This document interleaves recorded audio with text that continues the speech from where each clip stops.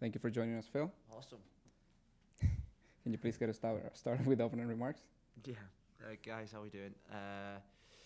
It's felt like a long time since the last game. It's always after a defeat like we had in the last game. I always think the best thing to do is to get back on the horse and get back out there. So we've had a long time to dwell and to clear the air of what was a real disappointing evening. Ultimately, we're in a similar situation in terms of the makeup of the squad. We haven't got really. We got Leandro back from suspension. Yajoa is still out. Probably from what you saw this morning is probably like 4 or 5 players not training. They were on recovery, and that's purely and simply because we're in a situation where in certain areas we cannot afford any kind of bumps or bruises. So we've trained them hard Saturday, Sunday. We felt today was a day where we couldn't take any real adverse risks with the likes of Jay Chapman, the Higuains, Blaise Matuidi. We even rested Escona as well, who played a little bit of an in-house game at the weekend, and Sami Khedira. So we're still thin in terms of squad depth for what's going to be a 4 or 5 day road trip, starting with Atlanta on Wednesday, then travelling obviously to Portland on Thursday. And what we have a game where if you've not got the mentality, the determination, the team spirit, the togetherness that we've shown at times this season for a game like against Atlanta, then it's going to be a real difficult occasion. It's a beautiful, one of the best stadiums I think in the MLS. On a pitch that's perfect for playing football in terms of the speed of the pitch, the size of the pitch, and against a team that I think's got outstanding individuals, with a new manager who obviously wants to impress as well, who have been on a great run and got themselves in a brilliant position to get into a playoff space. So, and I think what we saw at the weekend, which was a lot of results at the weekend, told you that there's going to be many twists and turns left in this league. This league is now 9-10 games to go, 7 for some teams. There's going to be plenty of twists and turns to come, and it's about the team that stays with it. It's about the team that doesn't panic. It's about the team that grinds out results at this time of the season. And what we've been really working on over the last 3 or 4 days since the Nashville game is definitely our mentality to fight, our mentality to stay in games, our mentality to maintain our discipline, our mentality to face a little bit of adversity and overcome that adversity. And I'm hoping for a reaction on Wednesday night against a talented team in Atlanta, and I expect us to go there, and I expect us to put on a performance. Well, we've prepared really well. The training sessions the last 2 days have been really well. We've brought a big group of our academy players up, our USL players, up to train with us. 9-10 of them come up this week, and they're going to be with us from now to the end of the season. I think what they've done, they've brought a massive amount of energy. There's a real togetherness within that young group who've come up and have really pushed the senior players and brought a real energy to the group. But ultimately, we're preparing for another away game. We've got more away games now than home games left in the season. So we said it 2 or 3 weeks ago that we're going to have to pick up points on the road. Winning our home games won't be enough anymore.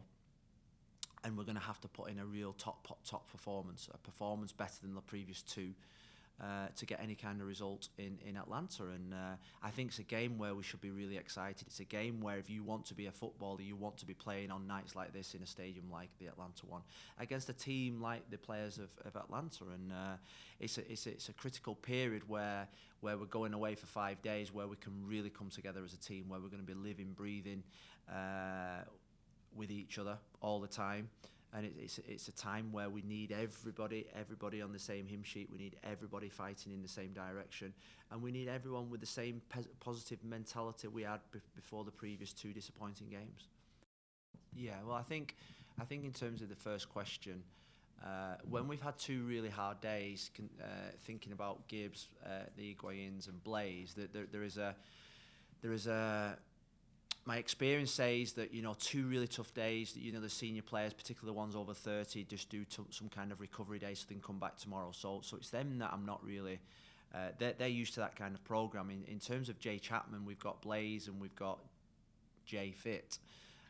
Jay's played the last 2 games, done really well. He's trained really hard before that. We literally can't afford to have any more bumps in that area. And considering that we've now got 2 games in the space of 3 days with 5-6 hours of travelling from Atlanta to Portland, plus a 3-hour time difference, I think it was just important just to shut and recover Jay Chapman today, because he's going to be important. We don't know yet about Gregory. We've appealed Gregory's yellow card. One of his yellow cards from the other night. We'll know today whether that is being rescinded. Then he will be fit. Then he will be available for the Portland game. So that would be a big help to us. Second one? Is it The second one, yeah, the second one. So ultimately, at this moment in time, we've got Joe, we've got Gregory out of both games probably. But there is a slight chance for both of them to make Portland. We'll not know. We'll probably know more by the end of today and tomorrow, because Victor's going through some tests today. So ultimately, it was just too big a risk to take both central midfield players out there. And in terms of the back line and the defence over the last 3 games, I think what's really important is it's not just the back 3. I think it's the way that they've been exposed in the last 2 games.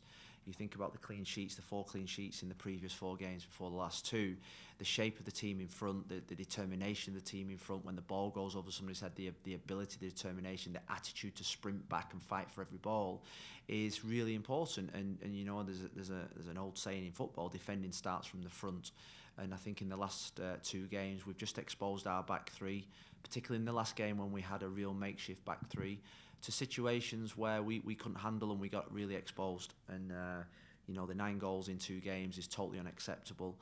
And getting back to that clean sheet mentality as a team, I think's vitally important over the next 2 games. Well, in terms of Ryan, he had the back injury, and two or three times you think about in New York, his back went into spasm. He wasn't available for that game off the bench. A couple of more times it went into spasm, so he had a bit of an injection, which he's had 2 or 3 in his career. He was very confident in it, and he came back. And what we said to Ryan was, and what he said to us as well in terms of an agreement, is that we had to push him. My idea was in the week where we played Red Bulls Atlanta. And then we had the game on the Saturday. I forget who the game on the Saturday was. Cincinnati? Was it Cincinnati? I think it was.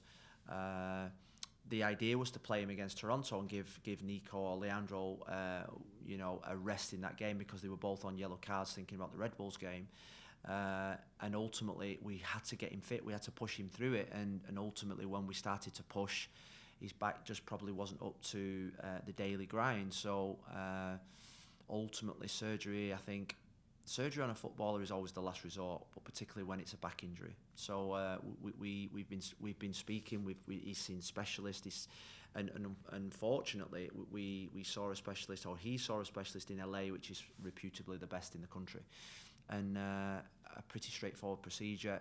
The procedure's gone well. He's now in recovery mode, but unfortunately he's out for the season.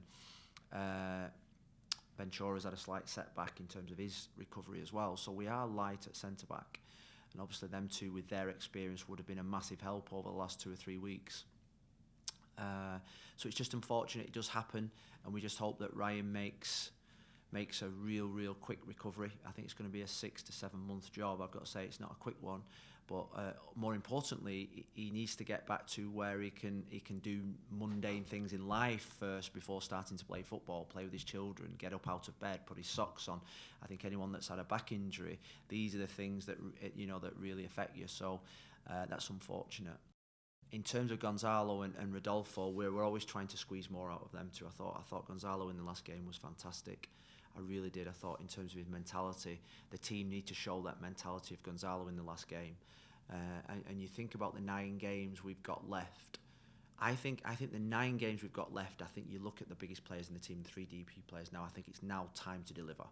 I've got to say. I think it's now time to deliver for Rodolfo, for Gonzalo, and for Blaise, and for the rest of the team, because you want your big players to stand up. You want your big players in the biggest games to show the character, personality, and that drive and determination.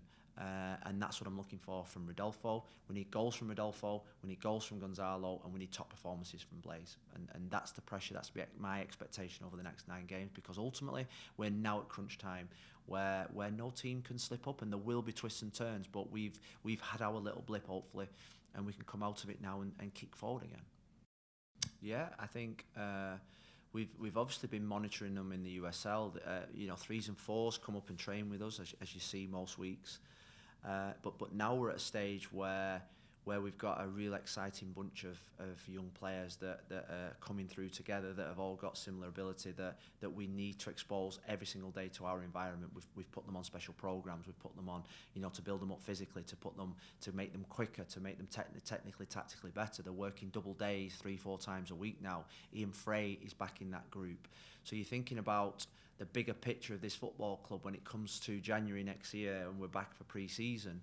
I want 6 of them players in my MLS squad, on my roster, because ultimately that's what this club is all about. It's about bringing through their own players. And, we've now got a 4-month period where we can get them physically, mentally, tactically, technically ready to be an MLS player. And I think I said it last week that we're in a situation now where I would love to call up 3 or 4 now. Mabika, Harvey probably would have started against Nashville in the last game with the injuries that we had, if the rules would have permitted, in terms of the hardship, in terms of bringing through your own players. So we've got 2 players there that were knocking on the door. We've got 3 or 4 below that are pushing really hard, and we're going on a road trip now where we can probably only call on 16 players, outfield players, where there was another 4 or 5 positions for all these young players to come in and make an impact. So hopefully we can get these players through for next season. We can get them on our roster, and our roster will be better for that.